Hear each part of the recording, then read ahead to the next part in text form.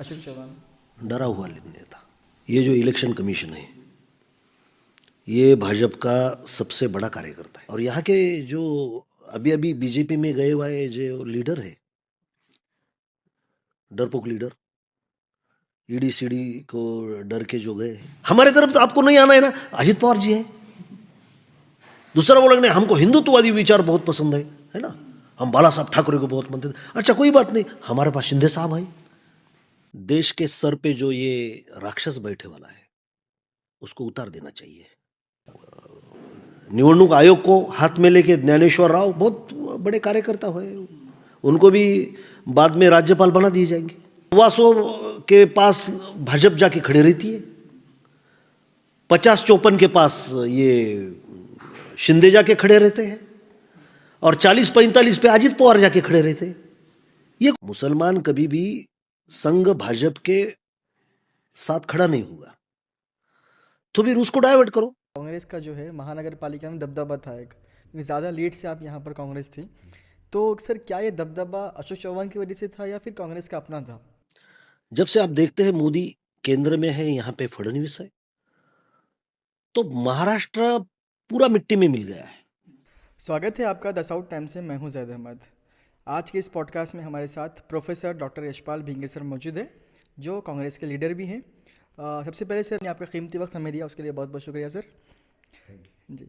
Sir सबसे पहले हम सवालात की शुरुआत करने से पहले सीधा हम मुद्दे पे आते हैं। तो सर अभी जैसा कि आप जो है पहले वंचित में थे, फिर अभी आप कांग्रेस में हैं, तो सर क्या वजह रही वंचित छोड़कर आप कांग्रेस ज्वाइन किए? नहीं, कैसा है, अभी कांग्रेस का जो पूरे राष्ट्रीय स्तर पे और राज्य के स्तर पे जो इस लोकशाही के जमहूरियत के प्रति सोचना है और बहुजन समाज के प्रति सोचना है, और उसके लिए सर्वोच्च बलिदान देने के लिए जो तैयारी जननायक राहुल जी गांधी जी ने की है, और हमें लगता है कि यही सोच हमारे देश को, हमारे पूरे समाज को आगे लेके जाएगी। जो परम पूज्य डॉक्टर बाबा साहेब अम्बेडकर सोचते थे, आज वही सोच लेके जननायक राहुल जी गांधी काम कर रहे हैं। महाराष्ट्र में भी बहुत बदलाव हुए हैं, क्योंकि हम सोच में पड़ते थे कि बीजेपी इतनी ताकतवर कैसे होती जा रही है, तो संघ और बीजेपी को किसी तरह से ताकत नहीं मिलनी चाहिए। क्योंकि नांदेड़ में भी मैं 2019 का एमपी का चुनाव लड़ा,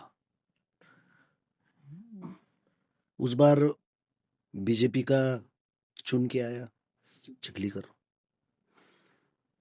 उस टाइम सबने कहा कि भाई आपके वजह से ही वो चुन के आए हैं। अभी हम तो खुद की लड़ाई लड़ रहे थे, मगर उसका परिणाम ये हुआ कि बीजेपी को एक तरह से सपोर्ट मिला। अभी ये बात अलग है कि जो कांग्रेस का चेहरा था वही बाद में बीजेपी में चला गया। और अभी भी मैं कहता हूं कि यदि आदरणीय बाला साहब अम्बेडकर जी कांग्रेस के साथ युति करते हैं, तो महाराष्ट्र के पूरे बहुजन समाज को बहुत आनंद होगा, क्योंकि वो भी चाहते हैं कि संघ जिस तरह से राजनीति कर रहा है, वो राजनीति इस देश में नहीं होनी चाहिए। वही राहुल गांधी भी सोचते हैं।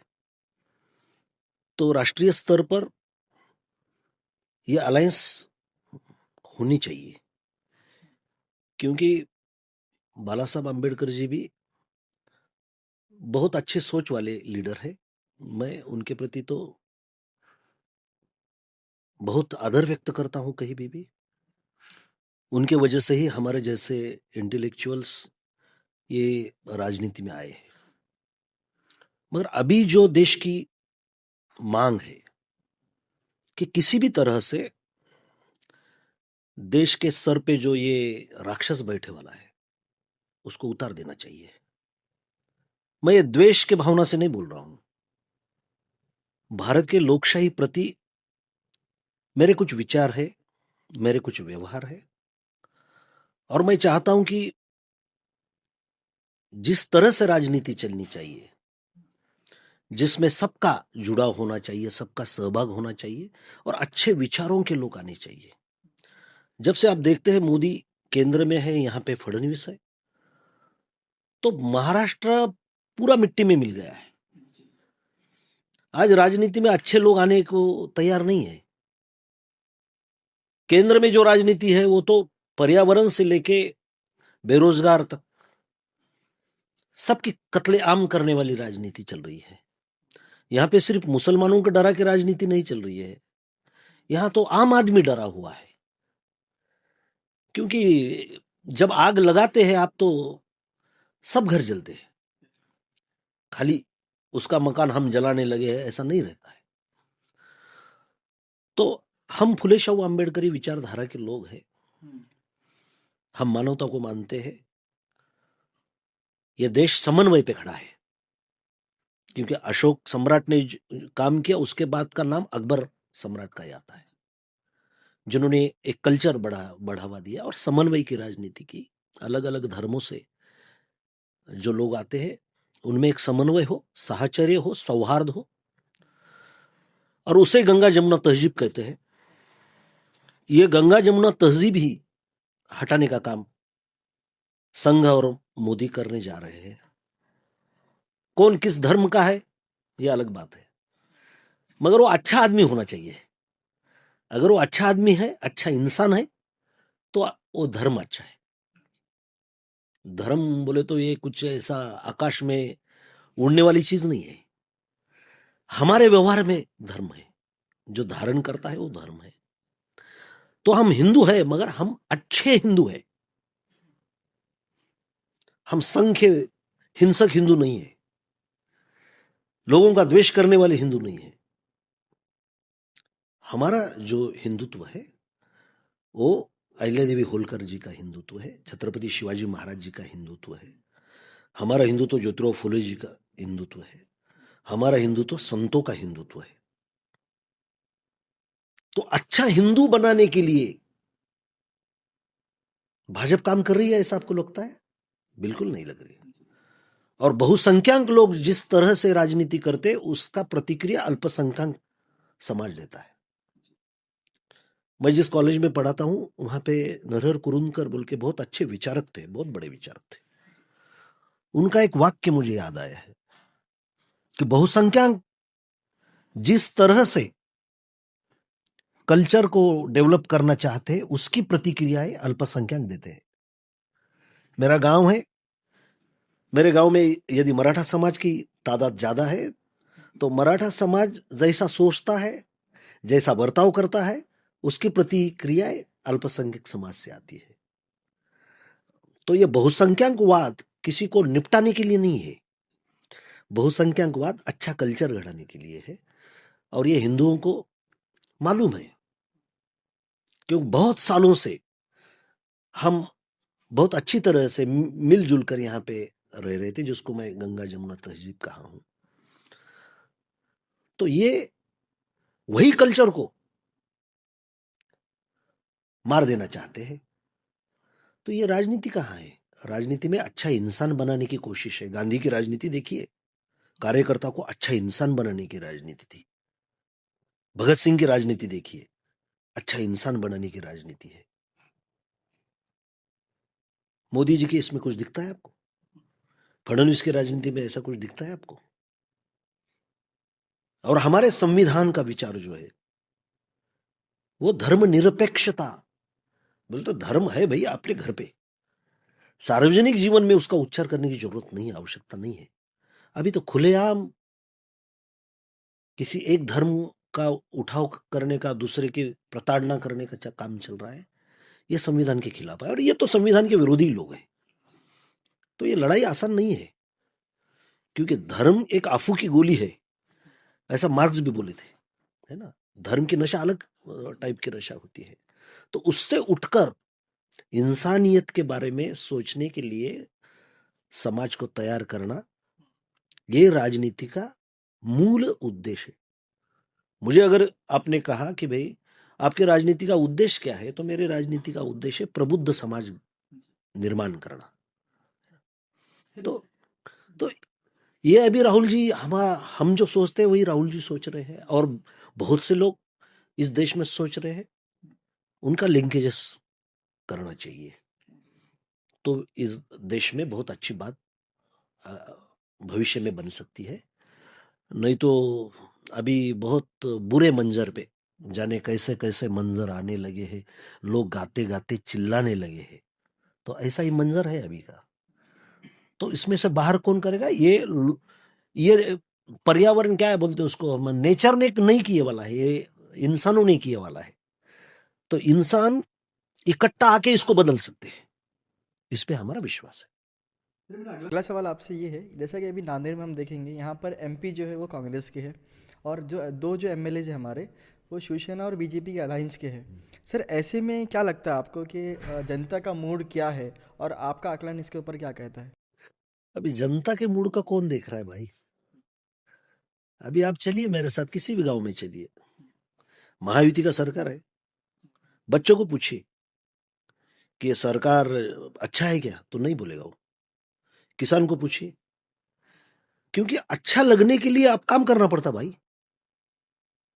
आपने जो जो आश्वासन दिए हैं वो पूरे आश्वासन, उसमें का एक भी आश्वासन आपने पूरा नहीं किया है ना।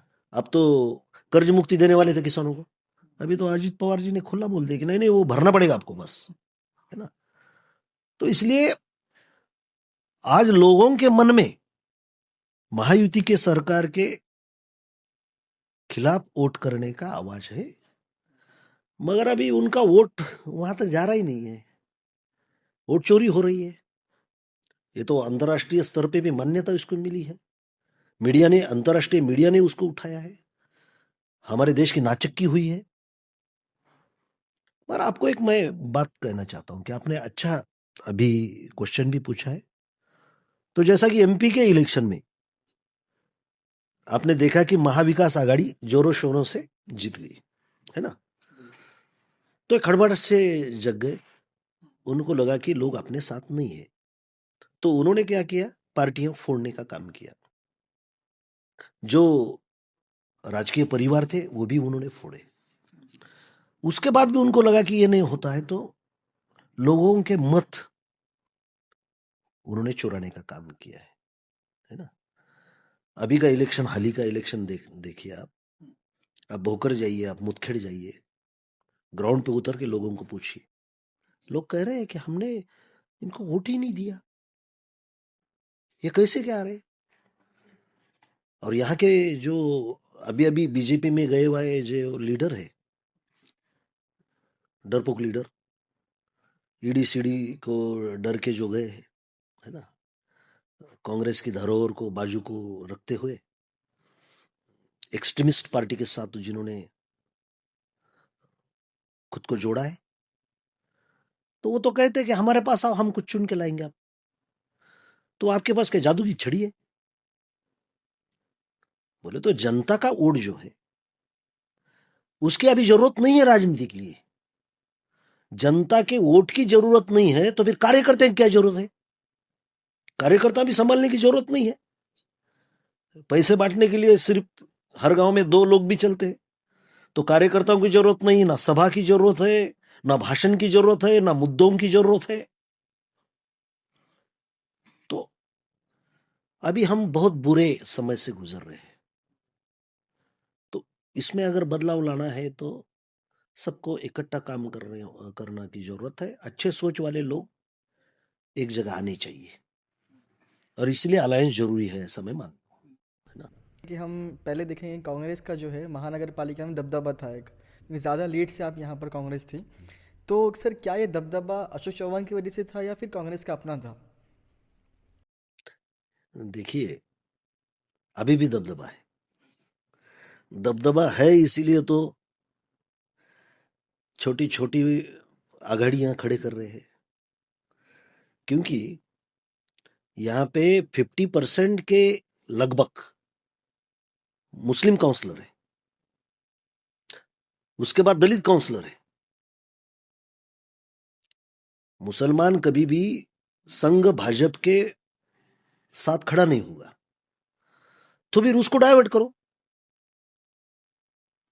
ये राजनीति 30 साल पहले तय हुई थी कि कांग्रेस को हराना है तो कांग्रेस का बेस वोटर तोड़ो। तो बेस वोटर तोड़ना है तो क्या करना है कि भाई हमको तो आप वोट नहीं देते, मगर कांग्रेस के भी मत दो, हम तीसरा ही एक खड़ा करेंगे कि भाई हमको तो आप वोट नहीं देते, मगर कांग्रेस के भी मत दो, हम तीसरा ही एक खड़ा करेंगे, उसको ताकत देंगे। अभी आपने देखा धर्माबाद में आघाड़ी, बिलोली में आघाड़ी, ये क्या प्रकार है? अभी तो तुम एक पार्टी के थे ना, फिर नगर परिषद के इलेक्शन के लिए आपने पार्टी छोड़ दी और आप अपक्ष अलग कुछ कुछ आघाड़ियां खड़े कर रहे। तो ये डरे वाले लोग हैं। ये लोगों के सामने जो मोदी भी बोलते हैं ना कि 56 इंच का सीना, तो वो बोलने की जरूरत है, इसलिए वो डरपोक है। वही किरदार इनका भी है। जो जो भाजपा में जाता है वो डरपोक है, वो लोगों के सामने जाता नहीं, लोगों के पीठ में वार करता है, जनता के पीठ में वार करता है। और यहां भी यही चल रहा है, पैसों से खरीदी करो लोगों को, और लोग भी बिक जा रहे हैं। कार्यकर्ता को ऐसा लगता है कि भाई हम इधर गए तो ही चुन के आएंगे, ऐसा परसेप्शन है। यह बहुत घातक है। कार्यकर्ता मर जाएगा। जो गरीब तबके का कार्यकर्ता है, किसान का बेटा है, मजदूर का बेटा है, गरीब मुस्लिम परिवार से आता है, ओबीसी परिवार से आता है, वो तो राजनीति छोड़ देगा ना, क्योंकि ईमानदारी से तो जीत के नहीं आएगा। ऐसा परसेप्शन बनाया है। हमारे इधर आप नहीं आओगे तो आप चुन के आ नहीं सकते। तो ये भी डर है ना। इस डर के खिलाफ कार्यकर्ता को लड़ना होगा। और लोगों ने भी यह समझना चाहिए कि ये जो चल रहा है, पैसा आज रहता कल नहीं रहता, है ना। मगर हमारे बापजादों ने जो लड़ाइयाँ लड़ी है इस वतन के लिए, स्वतंत्रता के लिए, उसकी कुछ अहमियत है कि नहीं? कि उनको कुछ काम धंधा नहीं था, पागल थे हो, और आप ही होशियार है क्योंकि आप रोज 50,000 घर पे लेके जा रहे हैं। तो यही सोच हमको समाज में लेके जाना होगा। समाज में आज भी बहुत अच्छा विचार करने वाले लोग हैं, है ना। तो यहाँ भाजपा, ये महायुति नांदेड़ में आ ही नहीं सकती। मैं लिख के देता हूँ आपको बोर्ड पे। मगर इन्होंने बाकी के जो षड्यंत्र करके, जैसे कि अभी नगर परिषद में उन्होंने किया है, वैसा ही षड्यंत्र करके, लोगों की खरीदारी करके, वोटों की चोरी करके ये सक्सेस हासिल करते हैं। तो ये सिर्फ कांग्रेस के सामने का संकट नहीं है, ये पूरे लोकशाही जमहूरियत के सामने का संकट है। और इस पे सोचना चाहिए, क्योंकि जमहूरियत अगर ख़त्म हो जाएगी तो तुम्हारा हमारा अस्तित्व क्या है ना। नहीं तो मैं अभी आज एक मेरे फेसबुक पेज पे बोला हूँ कि नहीं तो इलेक्शन ही तुम अडानी अडानी को दे दो टेंडर बोल के, वही लोगों को खड़े करेगा, वही पैसा बढ़ेगा, जरूरत ही नहीं ना वोटिंग की। तो इसका विचार करने वाले लोगों की तादाद हमको बढ़ाना है, तो ये अच्छे दिन आएंगे। इनके हिसाब से अच्छे दिन कभी नहीं आने वाले। ये अच्छे दिन बोलेंगे तो बुरे दिन आएंगे, ये शांतता बोलेंगे तो हिंसा फैलाएंगे। ये उल्टा चलने वाले लोग हैं। सर, मेरा अगला सवाल आपसे ये है, जैसे कि पूरे महाराष्ट्र में लोकल बॉडी इलेक्शन को रोक दिया गया था, तकरीबन 7 से 8 साल के बाद ये इलेक्शन हो रहे हैं। तो सर, क्या ये इलेक्शन में अभी जो होने वाले हैं, तो क्या सर इसमें महायुति का फ़ायदा होगा या फिर ये लोग एक षड्यंत्र की तरह रोके थे इसको? तो इसके ऊपर आप क्या कहेंगे, बताइए। ये देखिए, ये जो इलेक्शन कमीशन है, ये भाजपा का सबसे बड़ा कार्यकर्ता है। दूसरे कार्यकर्ता की जरूरत ही नहीं है भाजपा महायुति को, है ना। मैंने शुरुआत में भी बोला है कि भाई इन्होंने ऐसा क्या काम किया कि लोग हर इलेक्शन में इसको, और वो पैटर्न भी ठहरे वाला है। विधानसभा में 125 के पास भाजपा जाके खड़े रहती है, 50-54 के पास ये शिंदे जाके खड़े रहते हैं, और 40-45 पे अजित पवार जाके खड़े रहते हैं। ये कौन सा पैटर्न है? देखिए अभी इलेक्शन में, हाल ही में जो इलेक्शन के रिजल्ट आए हैं उसमें भी पहले जनता से जब नगराध्यक्ष चुना जाता था तो कई मतदार संघ में ऐसा होता था कि नगराध्यक्ष एक ही अकेला ही चुन के आता था और बाकी के जो काउंसलर है वो अलग अलग पार्टी से आते थे। अभी एक उदाहरण बताओ, दो उदाहरण बताओ, बताओ मुझे कितने आए? ये पूरा सेटिंग का मामला है और इस पे विचार होनी चाहिए। जो जीतता है उस पे प्रश्न ही उपस्थित करना नहीं चाहिए, ये बराबर बात नहीं है। जो जीतता है उसका भी विश्लेषण होना चाहिए, क्योंकि वो चोरियां करके जीत रहा है, षड्यंत्र करके जीत रहा है। इस निवडणूक आयोग को हाथ में लेके ज्ञानेश्वर राव बहुत बड़े कार्यकर्ता हुए, उनको भी बाद में राज्यपाल बना दिए जाएंगे, है ना। उनकी सेवा जिन्होंने की है प्रशासन में रह के, उनको अच्छे दिन है, बाकी अपने को बुरे हैं। तो इसलिए मैं ऐसा ऊपर ऊपर विचार नहीं करता हूं कि उन्होंने कुछ किया ही नहीं तो लोगों का पाठिंबा इनको मिल रहा है कैसा है। हम तो देहात में घूमते हैं, मैं कॉलेज में पढ़ाता हूं, बच्चों में घूमता हूं, तो इनकी लेयर कहां है? मैं अभी एक उदाहरण आपको देता हूं। आपको दिंडी मालूम है? वारकरी संप्रदाय की दिंडी आषाढ़ी एकादशी को निकलती है पंढरपुर को जाने के लिए सब तरफ से। मैं इस बार 5 दिन वो दिंडी में चला हूं, वारी में, और इतने लोगों से, अलग अलग जिलों से आए वाले, अलग अलग कस्बों से आए वाले लोगों से मैंने बातचीत की है, रैंडमली बातचीत की है। 5 लोग नहीं मिले। मैं अगर 100 को बात किया कि सरकार के बारे में आप क्या सोचते हैं, आप समाधानी है क्या, ये सरकार अच्छा काम कर रही है क्या, अरे 5 जन नहीं बोले। अभी मीडिया ये कहाँ जाके, क्योंकि उसको वो परमिशन ही नहीं है ना। उन्होंने जहां पे इंटरव्यू लेनी चाहिए, है ना। अभी वो क्या दिखा रहे हैं कि भाई विजयी हो गया और वहां पे गुलाल सब तरफ दिख रहा है, ढोल बजाए जा रहे हैं, मिठाई। उतने लोग हैं महाराष्ट्र में जो नाच रहे हैं ढोलों पे। हर गांव में तो 2 बिगड़े भाई है ही, स्वार्थ के लिए कुछ भी काम करने के लिए तैयार रहने वाले 2-4 लोग तो हर गांव में हैं। ये मेरा महाराष्ट्र है क्या? ये मेरा महाराष्ट्र नहीं है। तो ये परसेप्शन क्रिएट किया जाता है, परसेप्शन भी काम नहीं कर रहा है तो सीधा सीधा निवडणूक आयोग को सब विरोधी पार्टियों के सामने खड़ा किया, अब लड़ो भाई, हमसे नहीं इनसे लड़ो। तो हमारी लड़ाई निवडणूक आयोग के खिलाफ है। सर जैसे कि अभी आप ये बता रहे हैं इलेक्शन कमीशन जो है वो सीधा बीजेपी के साथ है, तो सर अगर ऐसे ही चलता रहेगा तो क्या जो पूरे महाराष्ट्र या फिर पूरे देश में इलेक्शन जो हो रहे हैं तो वन साइड अगर रिजल्ट आते हैं तो सर क्या इसका कोई हल नहीं है क्या? नहीं, हर सिचुएशन में हल निकलता है।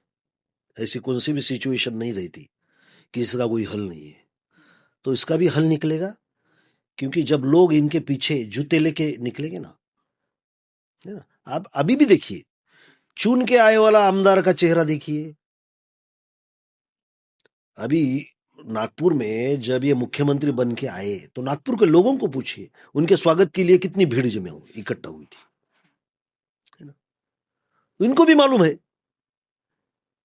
कि हम चोरी करके सत्ता प्राप्ति की है, उनको भी मालूम है ये ज्यादा दिन नहीं टिकने वाला। हमारे लोग दम से काम करते हैं मगर निश्चय पूर्वक टारगेट पे जाते हैं। तो आज लोगों में ठीक है, वो अपनी रोजमर्रा की जिंदगानी में परेशान लोग हैं, है ना। रोजगार के लिए परेशान है, रोटी के लिए परेशान है, मकान के लिए परेशान है,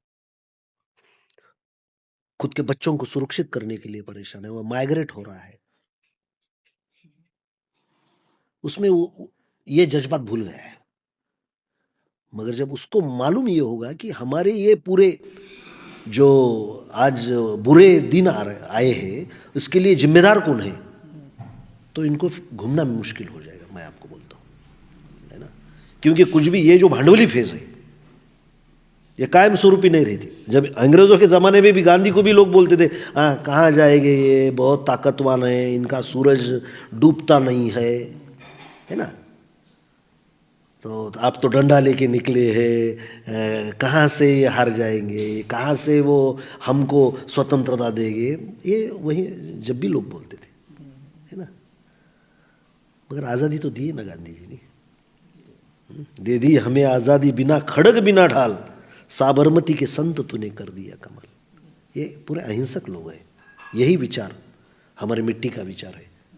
डॉक्टर बाबा साहेब आम्बेडकर अहिंसक है ना, कभी हिंसक विचार नहीं है उनके।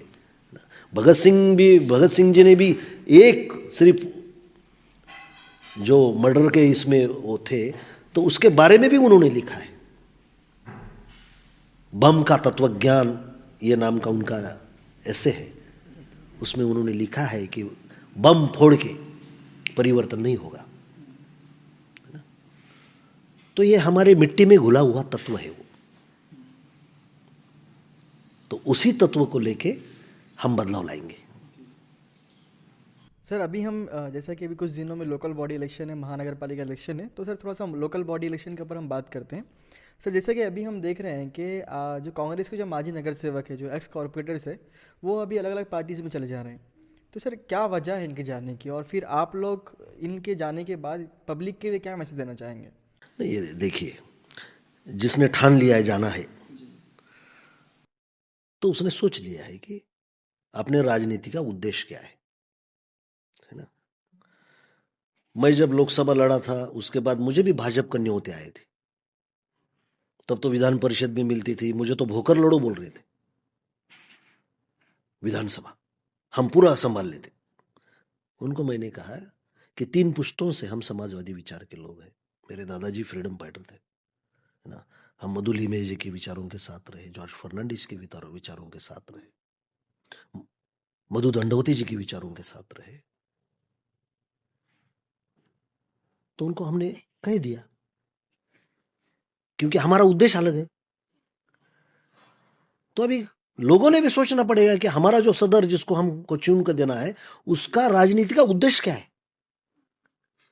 अगर वो पैसा कमाना चाहता है तो हमको तो गरीब रखेगा, हमारे बच्चे के मुंह का नेवाला छीनेगा, वो रास्ते काहे को बनाएगा, वो तो आपको खरीदी करने की भाषा कर रहा है ना।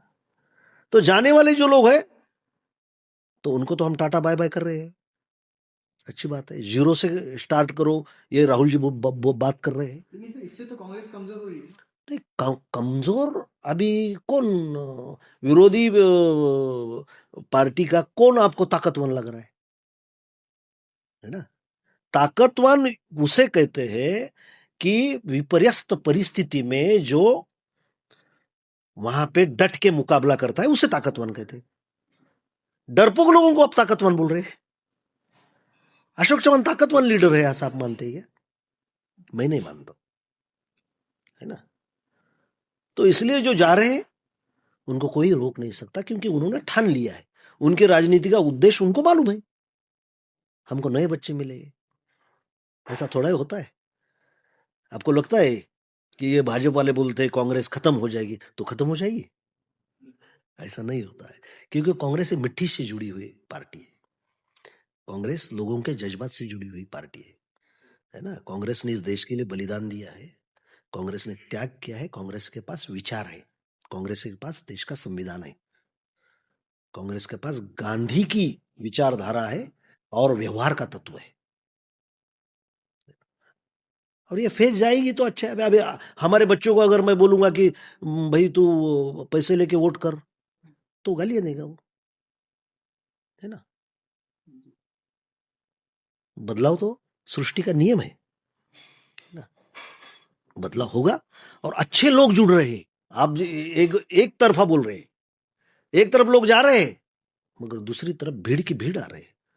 आज राहुल गांधी का आकर्षण है बच्चों में, खासकर यूथ में, है ना। आकर्षण ये टीवी से उतर के नहीं आए राहुल जी। राहुल जी 8,000 किलोमीटर पैदल चल के आए हैं, है ना। देश के मिट्टी पे उन्होंने पैर रखा है, देश की नींव समझने की कोशिश की है, तत्वज्ञान समझने की कोशिश की है, आचार विचार समझने की कोशिश की है, इंसानों को पढ़ा है। सिर्फ किताबें पढ़े नहीं है उन्होंने, इंसानों को पढ़ा है, हर समाज का अभ्यास किया है। इसलिए तो जो बोल रहे हैं साधारण बोलते हो, इनके जैसा ऐसा बड़े बड़े लफ्जों में भाषण नहीं करते, साधारण बोलते हैं, मगर उसमें एक ऊर्जा है, उसमें एक मूल्य है, उसमें एक तत्व है और उसका आकर्षण है। जैसे कि महापालिका में पिछली बार हम देखेंगे तो कांग्रेस 70% के करीब ज़्यादा सीटों पे थी। लेकिन सर उसका ये भी जब माना जाता था कि अशोक चौहान किंग मेकर कहते थे उन्हें, और उनके जाने के बाद अभी ये भी कहा जा रहा है कि कांग्रेस के अब सीट नहीं आएंगे। तो सर कैसे आप लोग यहाँ पर सीट लड़ाएंगे और कैसे आप सीट जिता के लेके आएंगे, वो थोड़ा बताइए हमें। ये देखिए, राजनीति का ये भाजपा वालों का उद्देश्य जो है सिर्फ गद्दी पे जाके बैठना है। मैं उसको राजनीति नहीं मानता। सिर्फ सत्ता हासिल करना ये राजनीति का उद्देश्य कभी भी रहा नहीं है, रहना भी नहीं चाहिए, है ना।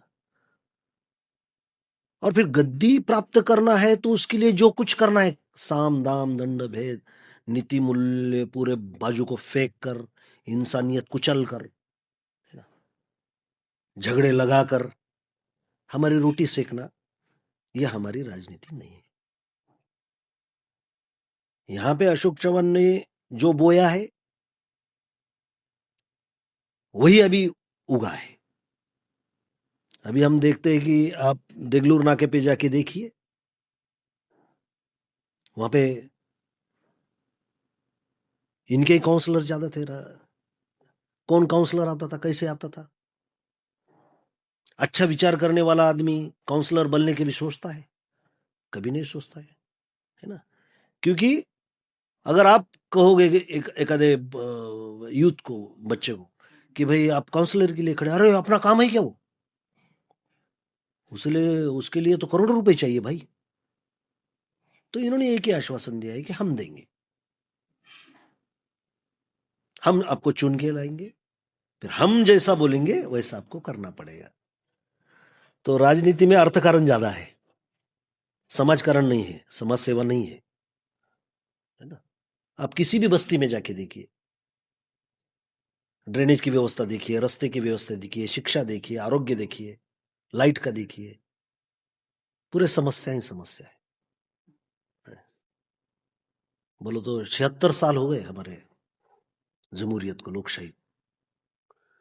तो उसमें आज भी लोग मच्छर काट के मर रहे हैं, डेंगू हो रहा है, अस्पतालों में पूरे यही लोग हैं पूरे। क्यों? क्योंकि नेता का काम रहता है कि कार्यकर्ता ऐसा चुने कि जो लोगों का काम कर सके, है ना। यहां तो ऐसा कार्यकर्ता चुनते हैं कि बस मेरा काम, मेरा जन्मदिन है तो उसने बैनर लगाना, वो मटका चलाए, वो चोरियां करे, वो दारू बेचे। तो लोगों ने विचार करना चाहिए कि उसके 1000 रुपए लेके मेरे बच्चों के अगर पूरा भविष्य हम अंधेरे में ढकल रहे हैं तो सोचना तो पड़ेगा ही, है ना। और लोग सोच रहे हैं, ऐसा भी नहीं है, लोग सोच रहे हैं, लोगों में बदलाव करने की भावना है। मगर मैंने आपको जो कहा कि इन्होंने पूरे सेटिंग करके कार्यक्रम रखे वाला है, और लोगों को भी ऐसा लगता है अच्छा वो आखिर आखिर वही चाह रहा है तो जान दो ना, वो कई को दूसरे को वोट देना, ये परसेप्शन वहां पे बिल्ट होता है ना। ये बहुत घातक है। तो जागरूक मतदार की आवश्यकता है अभी, सिर्फ मतदार की आवश्यकता नहीं है देश को, जागरूक मतदार की, मेरा वोट कहां जा रहा है ये देखना पड़ेगा। आप देखेंगे कि वो इधर क्या मार्केटवाड़ी में, वहां पे पार्टी ने मुझे नियुक्त किया था उसका सर्वे करने के लिए, उसका अभ्यास करने के लिए। मार्केटवाड़ी में पूरे किसान लोग हैं, वो जागरूक लोग हैं। उन्होंने कहा इसको तो हमने वोट ही नहीं किया, है ना। तो उधर के जो एमएलए उन्होंने सवाल खड़े कर दिया, उत्तम जानकर बोल के उन्होंने सवाल खड़ा कर दिया।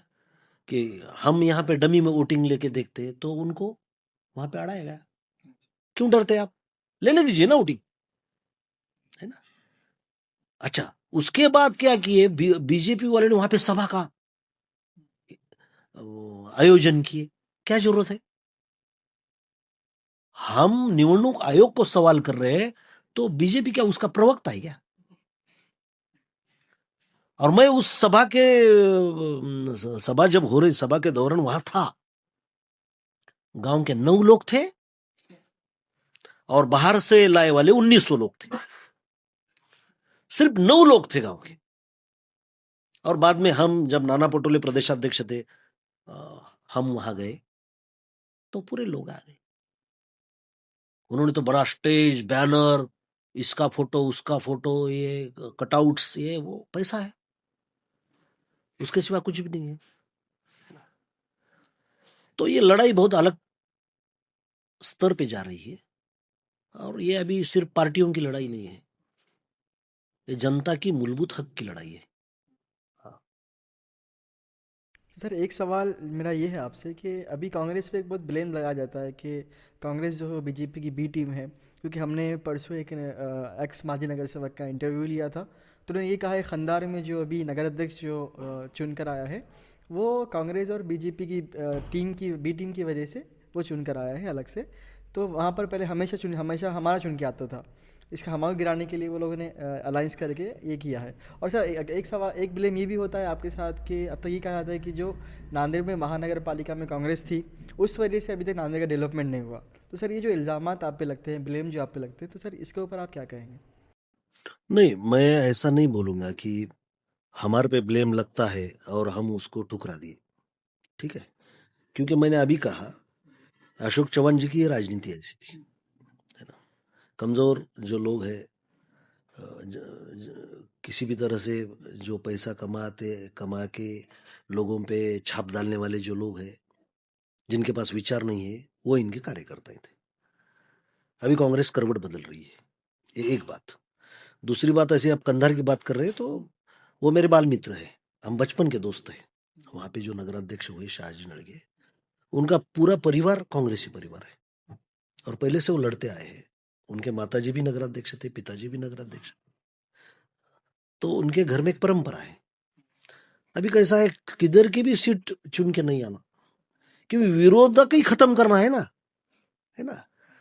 तो ब्लेम लगाना है। और उनके तो पेड़ जो आईटी सर्वेंट है वो तो तैयार ही है बोलने के लिए। वो भी, ये मैं बोलता हूं, वो ज्यादा वोट से और चुन के आता था। उधर इनकी सेटिंग कुछ ये नहीं हुई। और अलग अलग इसमें भी, भोकर में भी बहुत अच्छी स्थिति थी, मैं वहां पे गया था। मुदखेड़ में बहुत अच्छी स्थिति थी, तो उधर तो खाता भी नहीं है, भोकर में खाता भी नहीं है खुलना। बोले तो ये कैसा हो गया ये, है ना। बोले तो हम सवाल ना उठाए, इसलिए वो पहले वही सवाल उठाते हैं और पूरा मीडिया उनके साथ में है। 15,000 रुपए एक पोस्ट को देते हैं वो अब आईटी सेल वाले बाजू। 15,000 तो पेज चलाने वालों की कितना मिलता होगा देखिए। ये प्रोपोगंडा करने वाले, झूठ फैलाने वाले और ये राजनीति करने वाले लोग ही नहीं है, मैं बोलता हूं। क्योंकि राजनीति गंदी सोच वाले का काम ही नहीं है। और सब इकट्ठा आ गए हैं हमारे में, जो जो गंदा विचार करने वाले वो भी जा रहे, पूरे गटारा एक जगह आ गए हैं, है ना। और पूरे लोकशाही का प्रवाह ये दूषित कर रहे हैं। तो ये करेंगे हम, नए नए बहुत लोग आ रहे हैं, आपको बोलता हूं।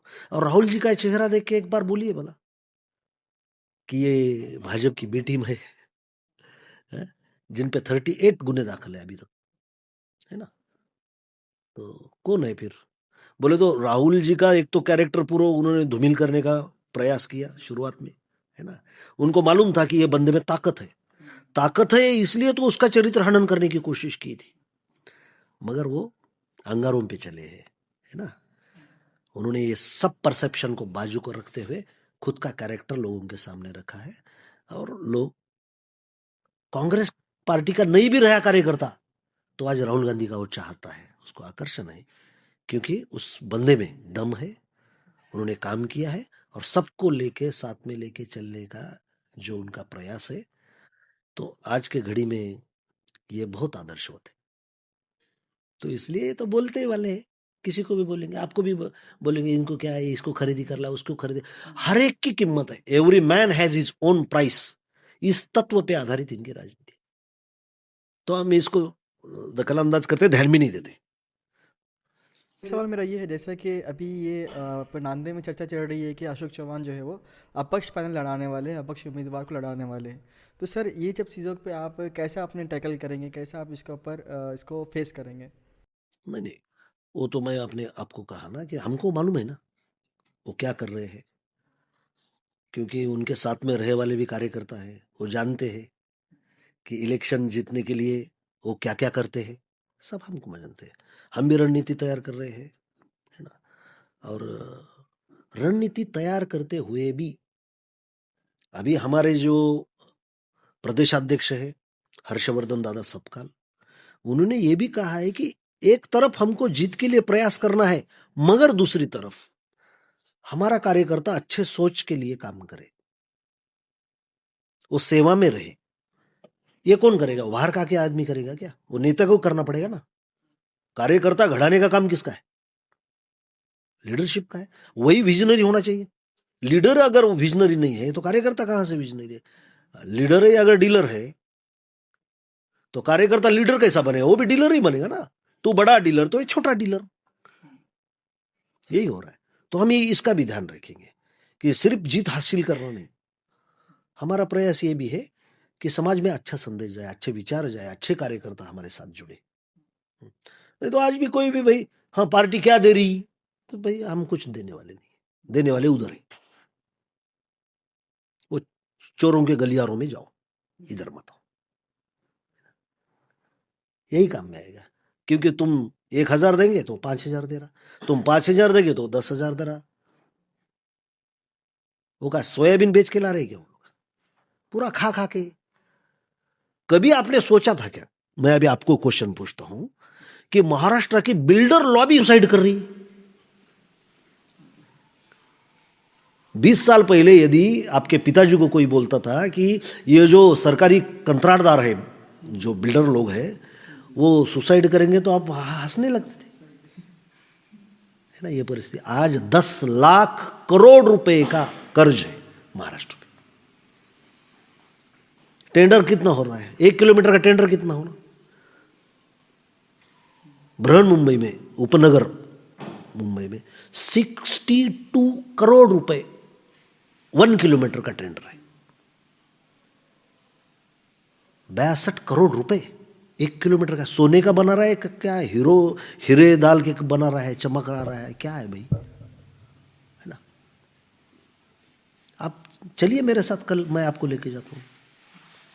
देखिए, आप तहसील में देखिए, पुलिस स्टेशन में देखिए, किधर भी देखिए, लोग बोल रहे हैं कि पैसे दिए सिवा काम ही नहीं होता।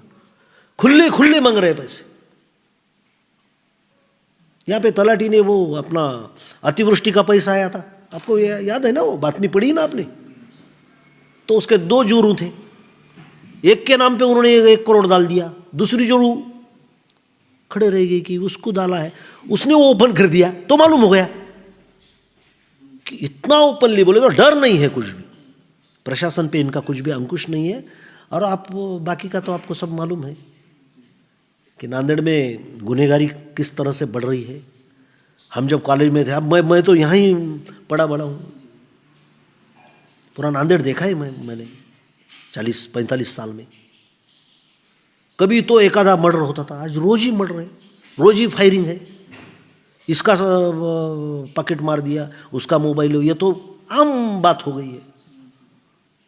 बस स्टैंड पे जाने के लिए लोग आज घबरा रहे हैं, रात में जाने के लिए हमारी माता बहनें आज घबरा रही है। ये महाराष्ट्र चाहिए आपको।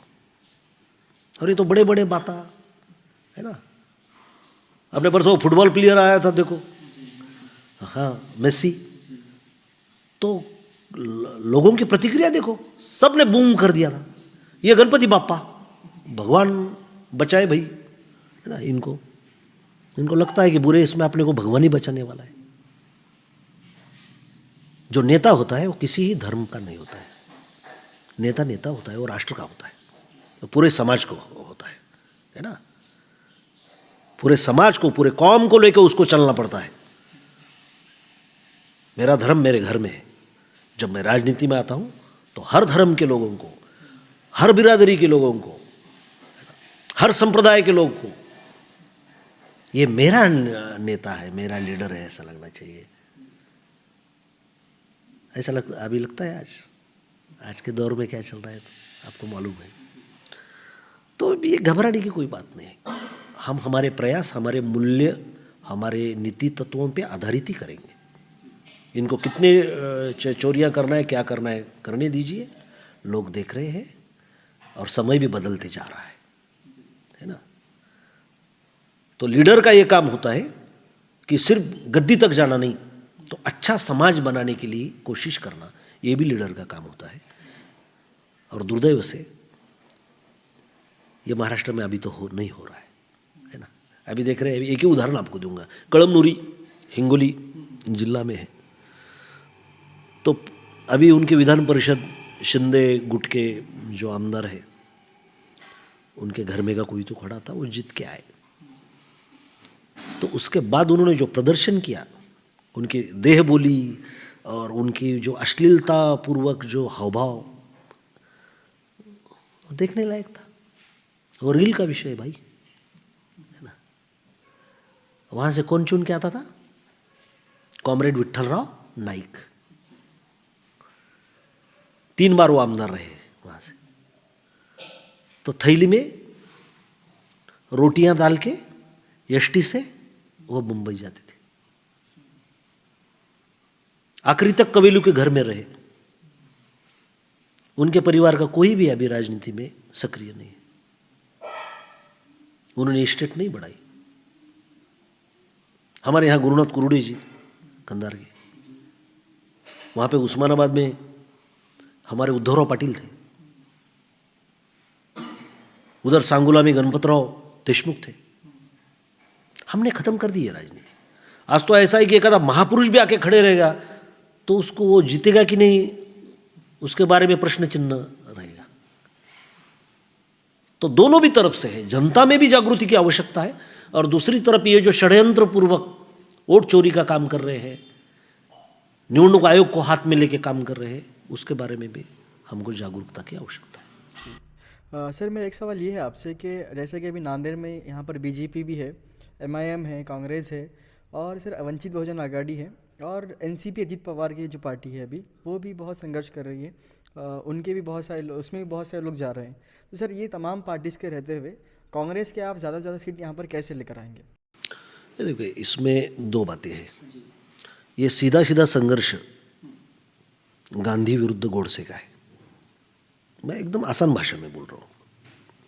उनको मालूम है गांधी जीतने वाला है, तो गोडसे ने क्या किया है कि गांधी के वोट डाइवर्ट करने के लिए उन्होंने पार्टियां बनाई।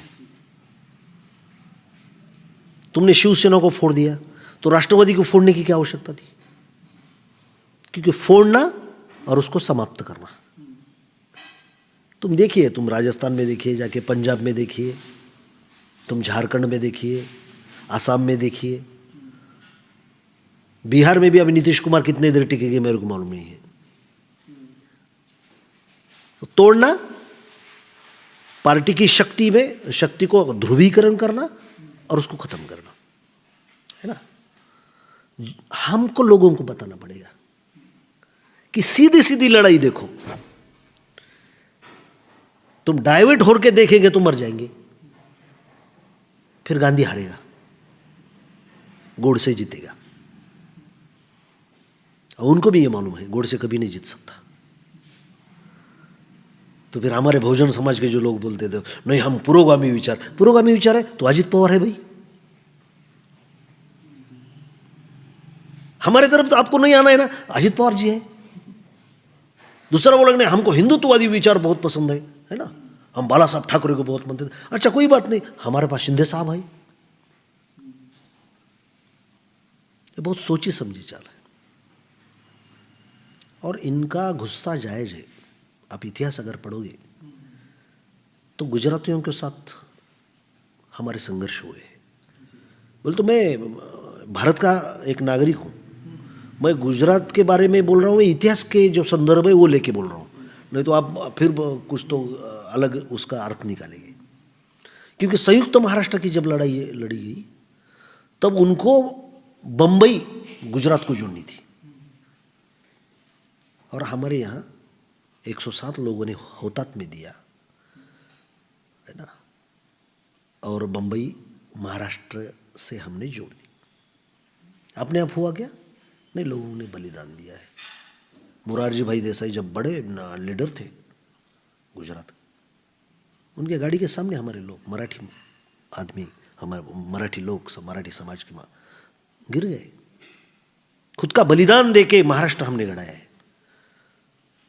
और गुजराती जो है वो भूलता नहीं।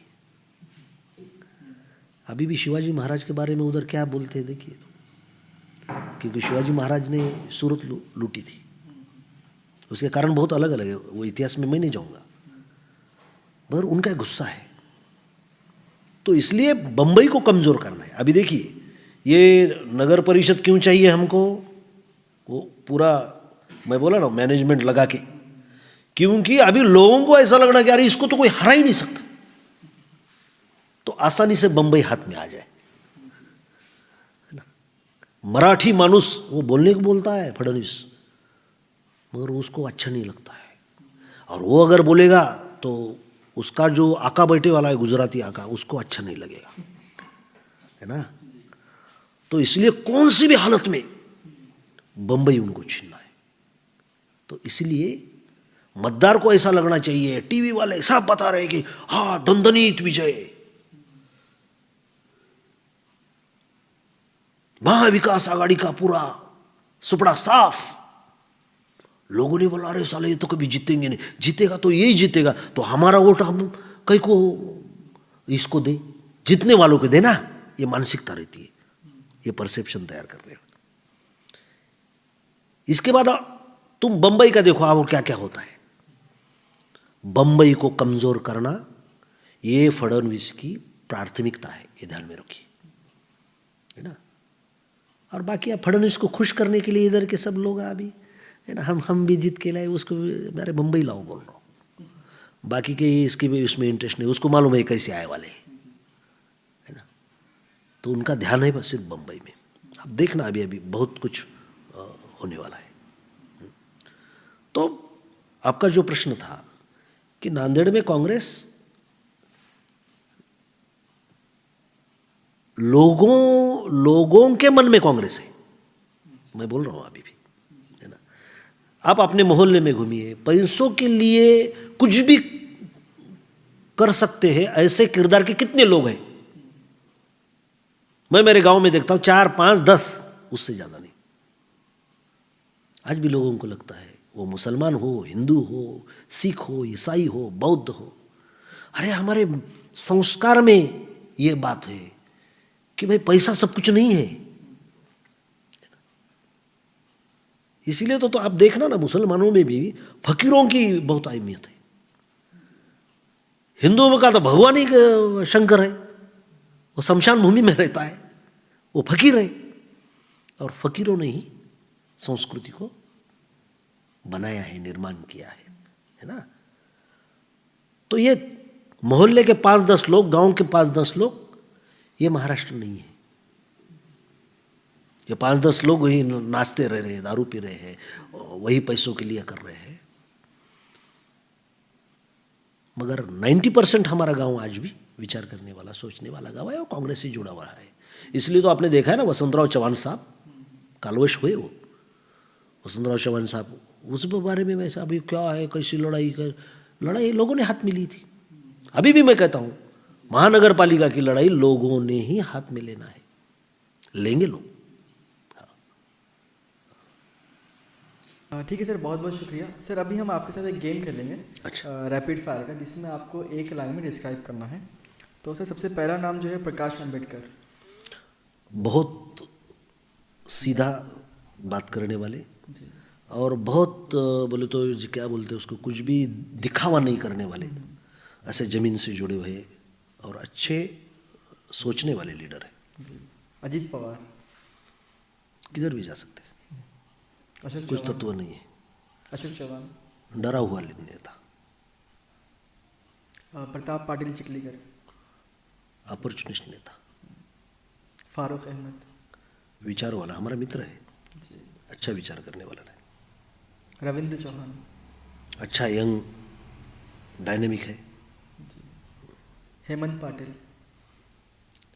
पहले बहुत हेमंत पाटिल अच्छा था, हमारे मित्र है वो, अब इस साथ संगत का परिणाम है, बिगड़ गए।